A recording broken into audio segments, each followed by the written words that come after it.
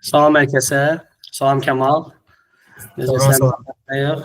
Hər kəs salamlayırıq. Yaxşısınız. Bir həftə keçdi bizim o paylaşdığımız birinci podkastdan. Çox sağ olsun dəstək olan hər bir kəs, rəy bildirən hər kəs həqiqətən də çox xoş qarşılandı. Bu bizim üçün çox böyük bir motivasiya oldu. Deməli, insanların satışa marağı çoxdur, böyükdür və bir daha onu göstərir ki, insanlar həqiqətən də yaxşı şeylərə daha çox diqqət verə bilirlər və proqres eləmək istəyirlər. Bu çox xoş oldu mənim üçün. Deməli, biz danışdığımız kimi çalışırıq ki, hər həftə bir dənə podkast çəkək və ümid edirik ki, bu davamlı bir şəkildə olacaq və mövzumuz da satışdır. Kanalın adından göründüyü kimi bir sözlə satış və biz çalışacağıq ki, müxtəlif podkastlarda, müxtəlif vaxtlarda satışın müxtəlif növlərinə də növlərini də danışaq. Orada satıcılar, mütəxəssislər və s. necə olmalıdır, hansı formada olmalıdır, hansı formada inkişaf eləməlidir, karyeralar necə davam elətdirilməlidir və s. bu barədə. Mən ilkin olaraq sənə bir sual vermək istəyirəm ki, ümumiyyətlə barəsində danışdığımız bu satış nədir? Zəhmət olmasa bizə çox da uzun olmadan qısa və lakonik bir şəkildə izah edə, çünki sənin bu arada təcrübən yerli və beynəlxalq həddən artıq çoxdur və bizə maraqlıdır. Yəni satış nədir ümumiyyətlə? Buyur, zəhmət olmasa. Burada olmadı da. Salam birinci Kamran. Dedin ki, çox uzun danışmayın. Biz uzun necə danışmayıq? Okay. Kanal adına uyğun cavab verəsi olsan, satış nədir sualına cavab bir sözlə. Bilirəm ki, razı olmayacaqsan. Bilirəm ki, buradan sonra qırğın başlayacaq, amma ki, mən deyim də, mənim üçün, yadıma gəlir, bu LinkedIn-də də paylaşılmışdı, sən də sual vermişdin. Satış mənim üçün dəyişiklikdir. Yadıma gəlir. İndi bunun üstünə danışacağıq, amma doğrudan da bilirsən nədir məsələ? Mənə elə gəlir ki, bu bünövrə məsələsi var, fundament məsələsi var. O evin fundamentini qurandan sonra, düzgün urvinlə hər şey gedəndən sonra onun üstünə artıq örmək rahat olur. Mənə elə gəlir ki, Azərbaycanda satış sahəsində başlayan insanların çoxunun əsas problemi o fundamental bilgilərə ciddi yanaşmamalarıdır. Yəni adam satışa başlayır, birinci sualı budur. Mən eləməliyəm ki, şey olsun, satışı tez bağlayayım. Satışlarımı artırım. Amma halbuki bir sənin başlanğıcda görməli olduğun işlər var da, bağlamağa gəlib çıxana qədər. Yəni Kamran, mən elə fikirləşirəm ki, satışın fundamenti birinci qayda olaraq satış dəyişiklikdir. Sual verəcəksən ki, nəyin dəyişikliyi? Mən sənə deyim, sən təxmin elə görüm. Səncə nəyin dəyişikliyi olar? Və yaxud sən razısan ümumiyyətlə? Satış nədir? Belə deyim də, satış bir növ dəyişiklikdir, biraz natamam cümlədir. Yəni, nəyin dəyişikliyidir müzakirəsi olunmalıdır.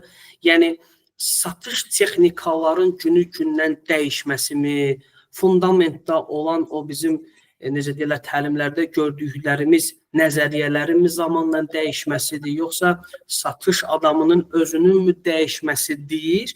Yəni, burada bir açıqlıq vermək lazımdır. Çünki, məsələn, mən kənardan görürəm ki, Kəmal bəy bir status yazır ki, satış dəyişmək prosesidir. Nəyin dəyişməsidir?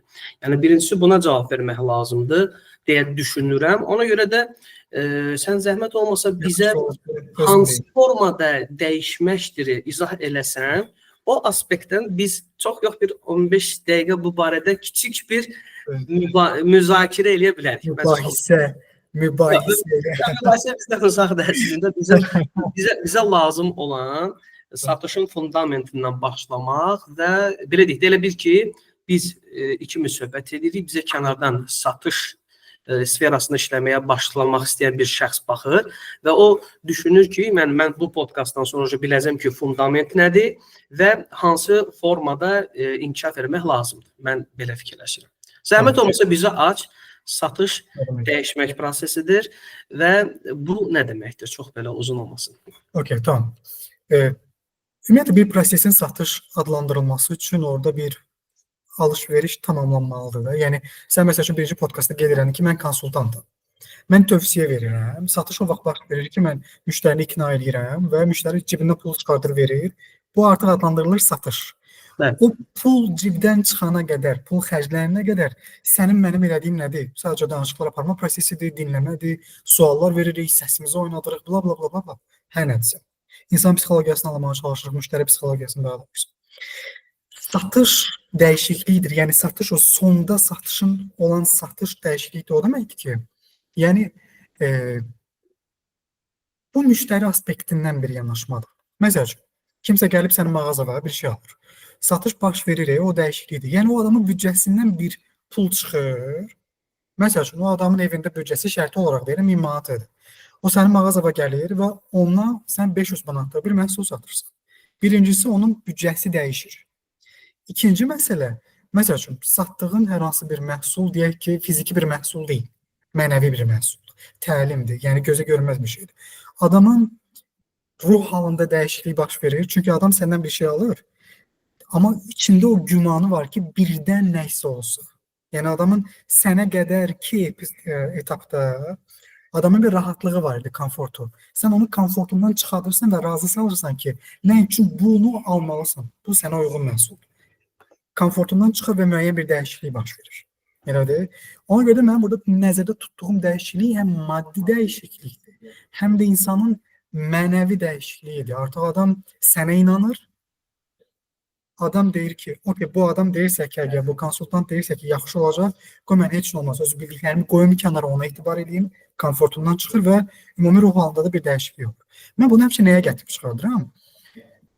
Ardıcıldır, yəni satış dəyişiklikdir və dəyişiklik insanlar üçün riskdir. Bunu sən də, yəni sən bilirəm ki, razı olacaqsan, çünki bununla bağlı çoxlu kitablar oxumuşuq. Çünki insan komfortundan çıxmaq istəmir. Yəni bizim pul xərcləməyə canımız çıxır. Çünki biz yüz ölçüb bir biçməyə çalışırıq. Bu riskdir. Maddi rifahımız dəyişildiyi üçün, ruh halımız dəyişildiyi üçün. Sadəcə bunu mən izah edəcəm niyə görə. Amma yəni mənim fikrim budur. Dəyişiklik dediyim, nəzərdə tutduğum budur və dəyişiklik də riskdir ona görə ki, biz insanları artıq Onda belə başa düşdüm ki, fikrin təməli əslində elə satış adamın özünə gedir çıxır, dəyişmək. Bu biraz müştəri yönümlü olmur. Nəyə görə? Çünki sən məcbur eləyirsən onu konfor zonasından çıxmağa, əlini cibinə atmağa, 1000 manatlıq yenə 2000 manatlıq məhsul satmağa və s. Mən yəni yəqin düz başa düşdüm, düzdürmü?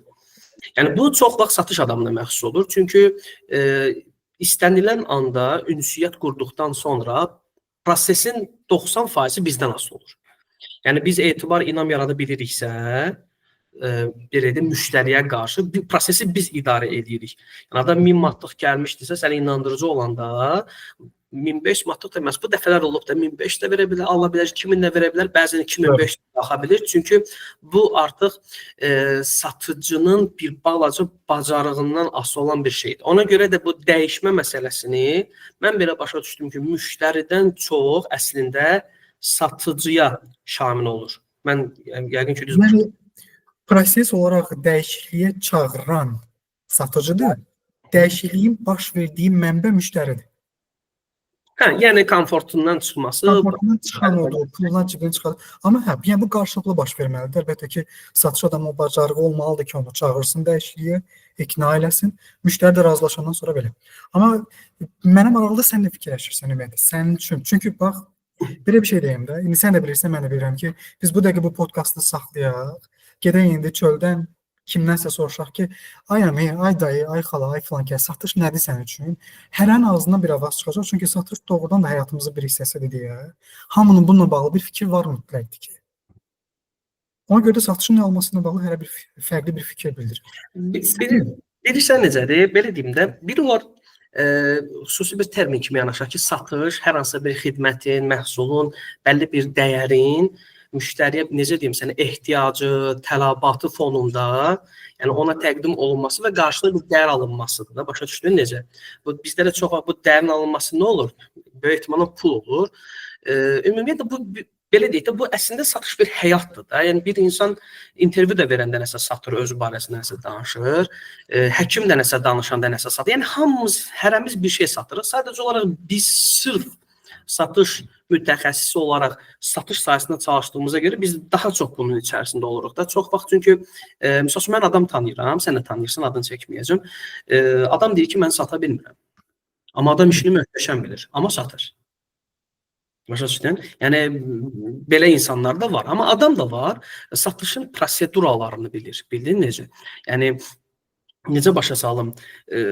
B2C biraz fərqlidir, B2B biraz fərqlidir. Yəni mən B2C sahəsindən çıxdığıma görə uzun illərdən sonra yəni düşünürəm ki, necə başa salım?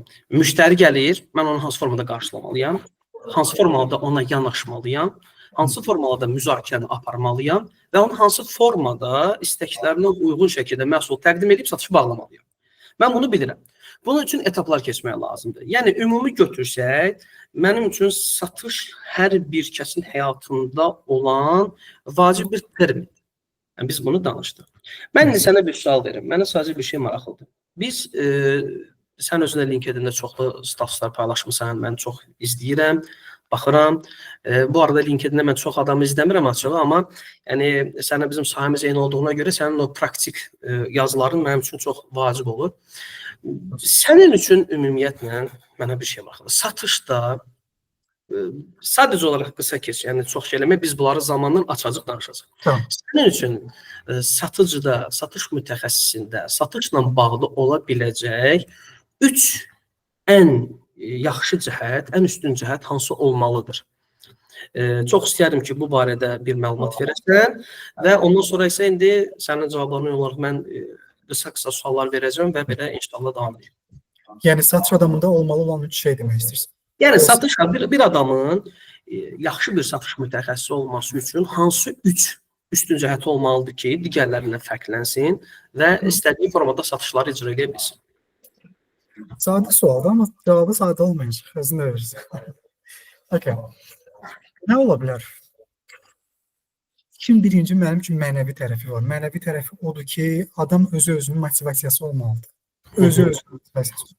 Çünki indi sən də mən də bu işin içində biz bilirik ki, satış heç vaxt stabil getmir. Aşağı çökəcəksən, qalxacaqsan. Bir ay yaxşıdır, o bir ay yaxşıdır. 3 ay alınmır, sonra 6 ay alınır. Ona görə də məncə hər şey risk edən vaxtda da belə insan mənəvi cəhətdən, psixoloji cəhətdən, satış adamı ona qadir olmalıdır, özünə o sualı versin ki, mən əlimdən gələni elədimmi? Hədisə cavabı davam eləməlidir. Yəni, özünün motivasiyası olmalıdır. Bu bir. İkinci məsələ, sən bayaq mənə bir kitab göstərdin. Psixologiya. Gömər, psixologiyanı bilmək mütləqdir. Yes, mən bunu alacağım. Qardaş, bu psixologiyanı bilmək mütləqdir. İnan Allaha ki, yəni, əslində prosesin özündə, satış prosesinin özündə deyilməli olan şeylərin çoxu bədən dilində deyilir, sözdə yox. Yəni, adamın bədən dilindən anlayırsan ki, bu şey getdi. Bir psixologiyadır. İkinci məsələ də yəqin ki, texniki baxın, ünsiyyət bacarığı olmalı.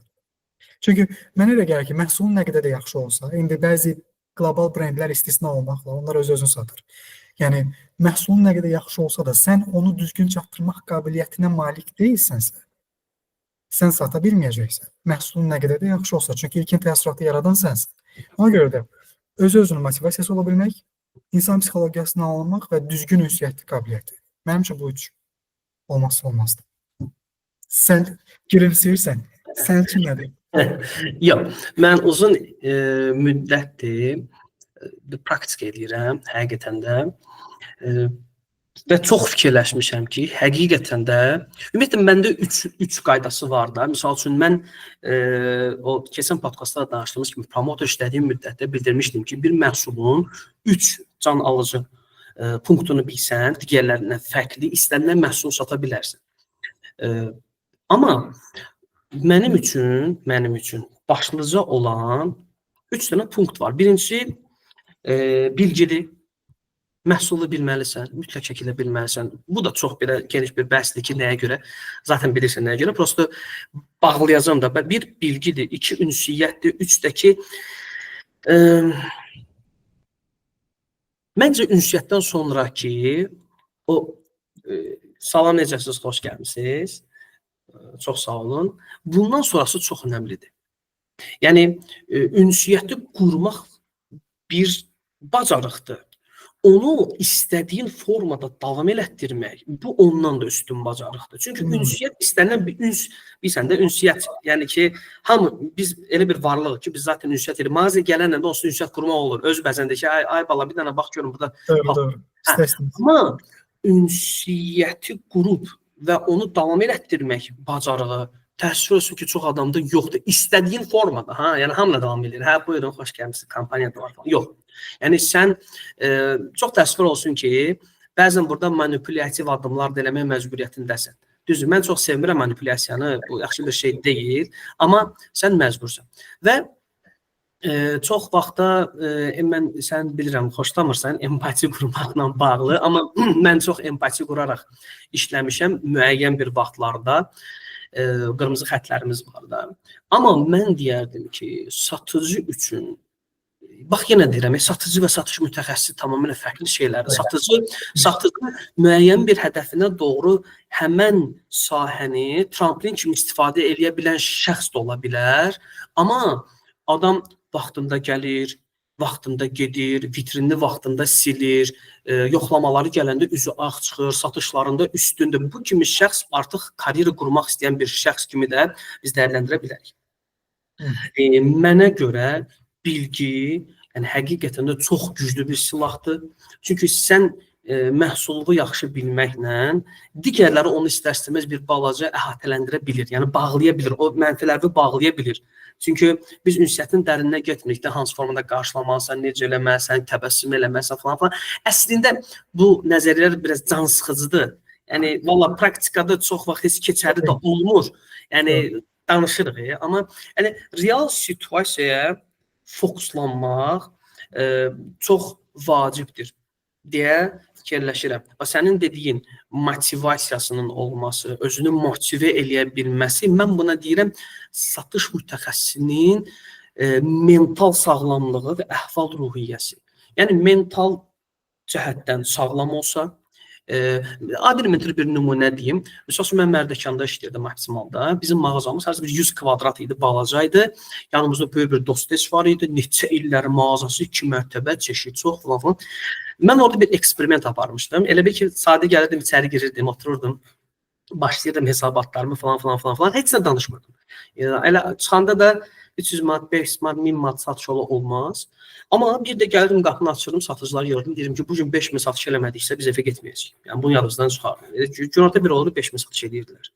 Yəni fokuslanmaq, mental cəhətdən sağlam olmaq, mən deyərdim ki, bu satış adamı üçün çox vacibdir. Çünki çox müxtəlif tiplərlə qarşılaşırlar. Biri əsəbi gəlir, biri nə bilim evdə yoldaşından dalaşır gəlir, biri nə bilim türmədən təzə çıxıbdı, gəlir səndən belə varavskoy danışır edir. Yəni bütün bunlara səbrlə cavab vermək üçün mental cəhətdən sağlam olmaq lazımdır.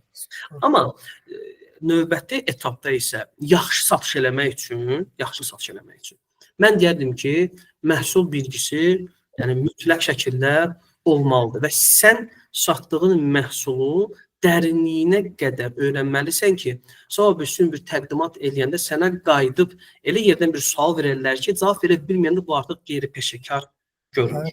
O qədər olur. O sənin söz və qüvvətdən mən bunu deyim. Amma iki şey deyəcəm. Bu məhsul bilgisi ilə bağlı izləyicilər də baxır. Mənim şəxsi fikrim ondan ibarətdir. Yəqin sən də razılaşarsan. Sırf məhsul bilgisinin çox olması o demək deyil ki, gələn insanı məlumata boğmaq lazımdır. Yox. Sadəcə olaraq özümüz üçün ki, lazımi yerdə məlumatı verə bilmək və lazımi məlumatları verə bilmək. Mən çox üzr istəyirəm, bir də müdaxilə edeyim. 28 mayda biz Optimal bir mağazasını açmışdıq. Şirkət rəhbəri çox istəyirdi ki, orada bizim mağazamız olsun. Deməli, orada bir dəfə, ikinci mərtəbədə biz bir müştəri yaxınlaşmışdı, biz ondan söhbət edirdik. Mənim də bir xüsusiyyətim var. Mən məhsul təqdimatına keçdimsə çox emosional oluram da, inanılmaz dərəcədə. Bu, hətta belə bir deviz gəlmişdi ki, ağlıma ki, ünsiyyət satışı başlayır, emosiyası onu yekunlaşdırır da. Yəni, mən həmişə deyirdim ki, effektiv ünsiyyət çox önəmlidir, amma emosional təqdimat, yəni işin bütün gedişatını dəyişir də. Yəni, sən ola bilər ki, normal ünsiyyət qurmaya bilərsən. Olub da, məndə o qədər dəfələr olubdur ki, müştəri mənə çox sərt yanaşıb, yəni elə bilib satmağa çalışıram. Axır demişəm ki, mənim hövsələm, satı demək ki, mənim hövsələm çatmır, xahiş edirəm. Sən məşğul ol, Özür o yenə də məni çağıracaq. İnan Allaha deyirəm, dolaşıb o yan bu yansa yenə gəlib məni çağırıb elə mənim məhsulumu satıblar. Çünki görübdür ki, artıq yəni mən ona informasiya vermək istəyirəm, o mənə sat başa düşür. Yəni o sən dediyin şey məlumatla bağlı. Mən bir müştəri bir dəfə kondisioner danışırdım. Danışdım. Day kvadratra belə, kub belə, Vestel belə, nə bilim Carrier belə, Bosch belə, o belə, növbəti uzat. Canım dedi, qardaş dedi, vallahi çox qəşəng danışırsan ha. Yəni çox əla danışırsan. Məlumat həddən artıq çox oldu. O dediklərini də mən başa düşmürəm. Sən mən məsləhət görüm, hansını götürüm. Dedim, qardaş, elə bir ki, bu 06-dır, bu Mercedes alsın getdi. Adam Mercedes aldı, getdi. Yəni, sənin dediyində həqiqət var. Bir məhsulun çox texnikası barəsində danışmaq bəzən o qədər də effektiv olmur. Çünki müştəri əvvəldə verdiyi sualı belə unudur bəzən. O qədər danışırsan ki, yadından çıxır. düz. Ona görə paltaryon haqqında danışanda çox vaxt biz nə danışırıq?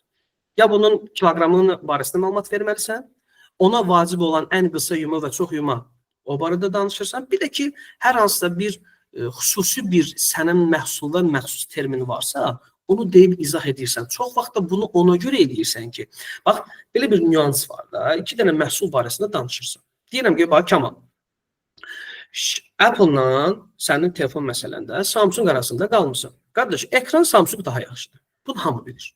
Yəni, bu dünyaya bütün panel verir də. Kamera cəhətdən ikisi də demək olar ki, eynidir. Video cəhətdən demək olar ki, mesela Apple. Yəni, bütün bu şeyləri danışırsan, amma ən sonda can alıcı yer var, paralel gedir. Deyirsən ki, sən sosial medyaya daha çox sosial media adamısan və videolar çəkəcəksən. Bundan ötəri sən Apple seçsən daha yaxşı. Çünki burada Apple-la çəkilən videolar sosial media tullayanda, yəni ki, yükləyəndə keyfiyyətdə itmə olmur.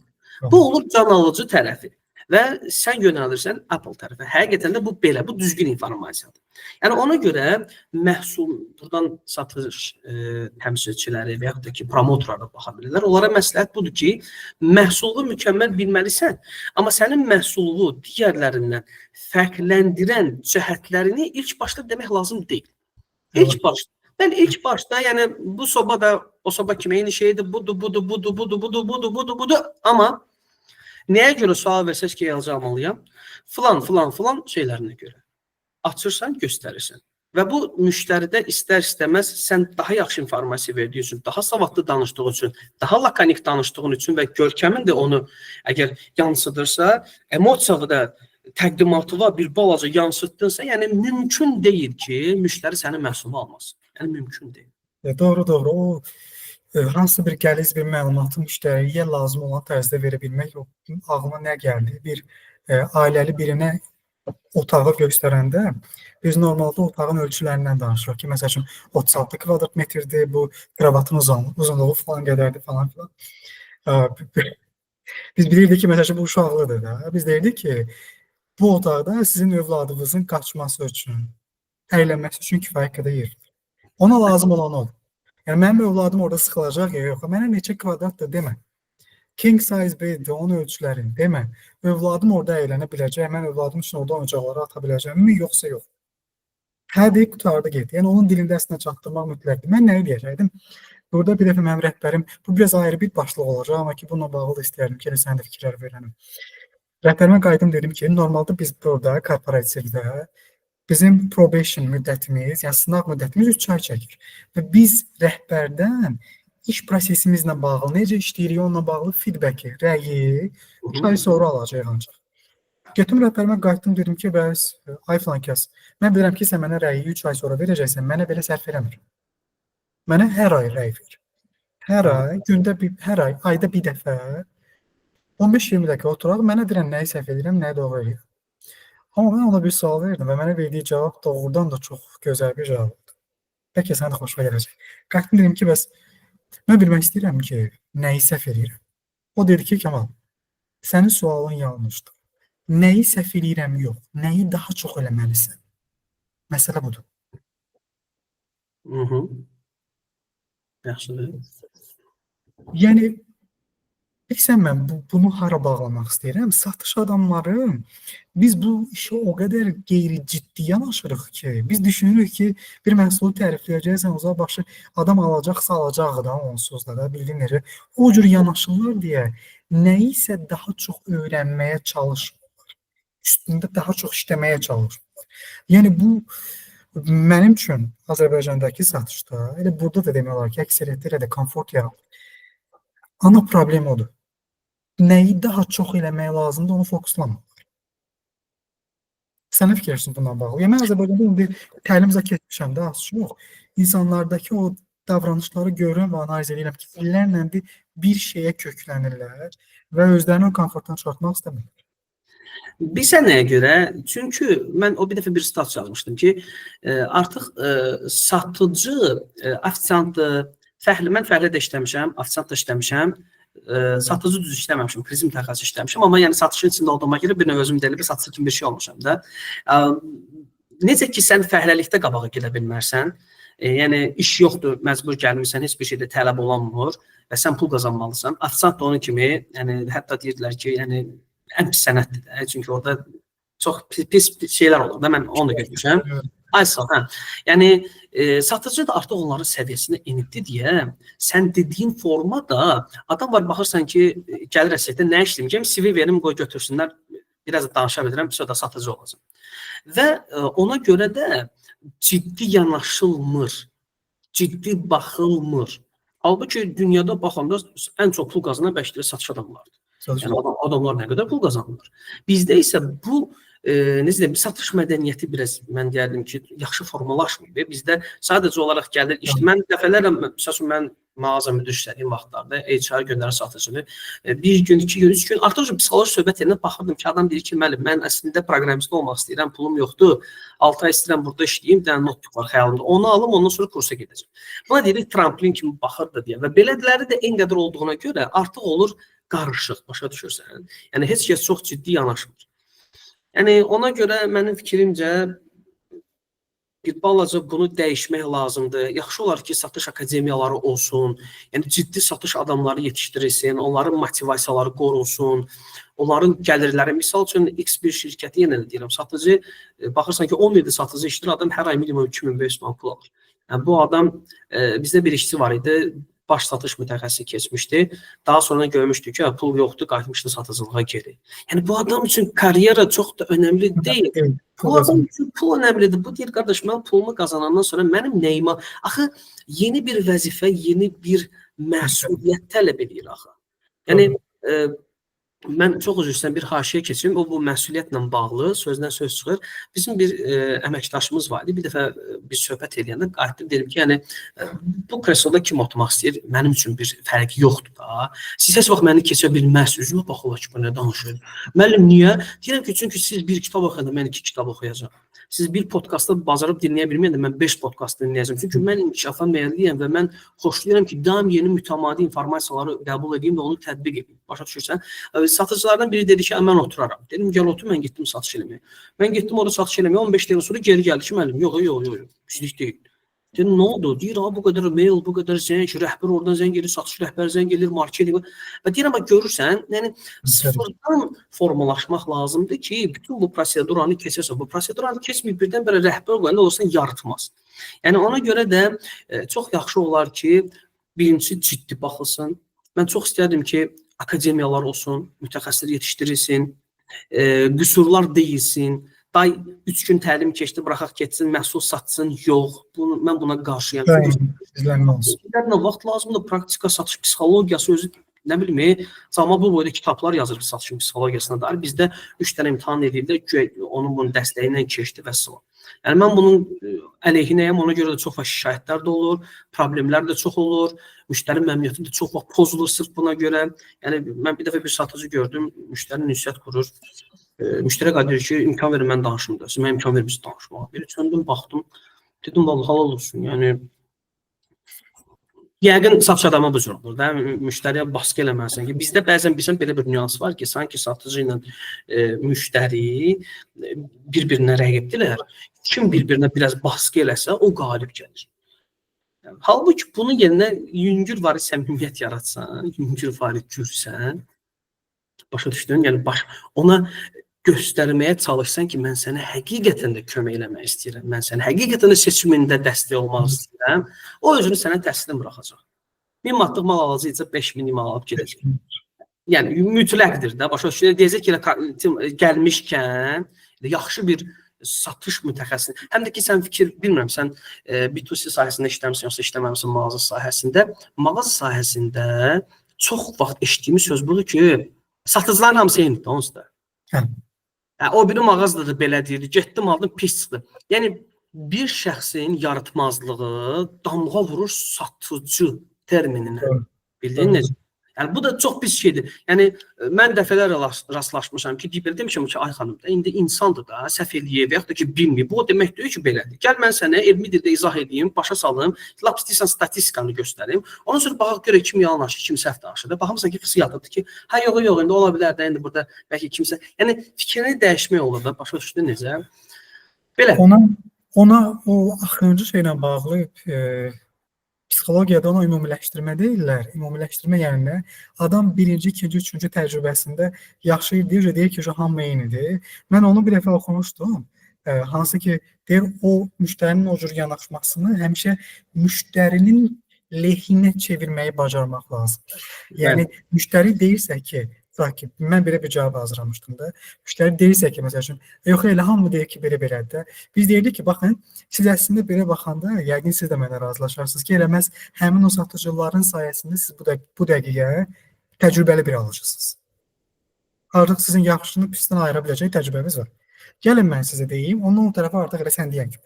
Siz qərar verin ki, yəni biz də onlar kimi yox, istənilən halda qərar sizin. Onu artıq elə bil ki, müştəriyə yönümlü deyəndə müştərinin özünə vəziyyət edir ki, birincisi tez aqressiv cavab verməlidir, çünki Azərbaycanda olaraq. Məsələn, nədir? Sən bayaq bir şey dedin, o mənim ağlımda qaldı, onu istəyirəm ki, sənə sual verim. Bilmiyorum, neçə dəqiqə danışırıq biz?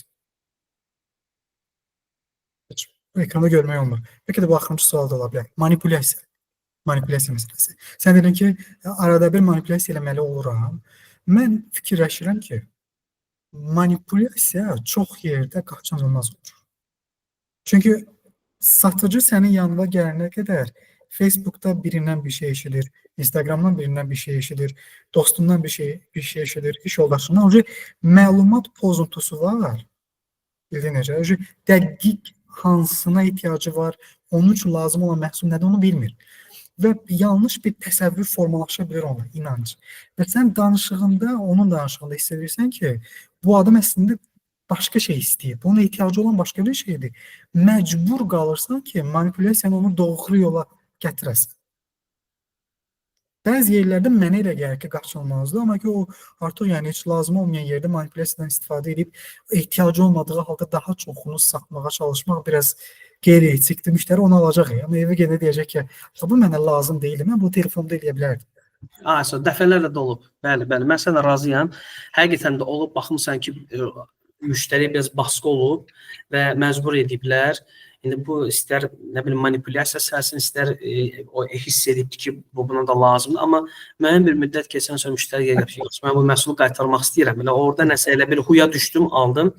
Təbii ki, bilirsən necədir? Manipulyasiya sən düz deyirsən. Bəzən qaçılmazdır.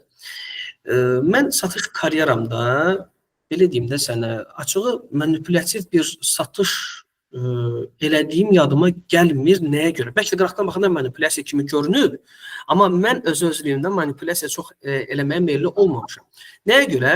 Çünki yaxşı ünsiyyət qabiliyyətim olub, tarixə qutarmışam, özün də bilirsən ki, mütaliə həvəskarıyam, mənim hobbimdir kitab oxumaq, nitqim qısa, lakanik olub və məhsullarımı da daimi öyrənmişəm.